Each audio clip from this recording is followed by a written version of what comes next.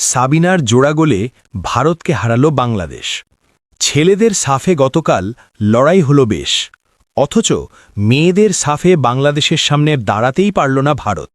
অধিনায়ক সাবিনা খাতুনের জোড়া গোলে দারুণ জয়ে নারী সাফ ফুটসাল চ্যাম্পিয়নশিপ শুরু করেছে বাংলাদেশ। প্রথম ম্যাচে ভারতকে আজ ৩-১ গোলে হারিয়েছে সাঈদ খোদার আহমির দল। থাইল্যান্ডের ইনডোর স্টেডিয়াম হুয়ামারকে ম্যাচের প্রথমার্ধেই দুবার জাল কাপান সাবিনা।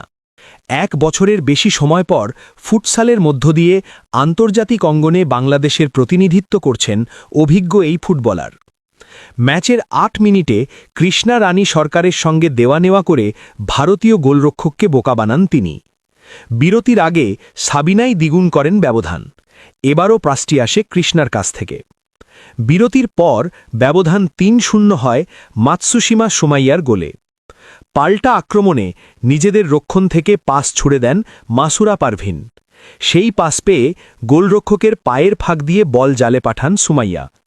শেষ দিকে দারুণ দৃঢ়তা দেখান বাংলাদেশের গোলরক্ষক স্বপ্না আক্তার ঝিলি।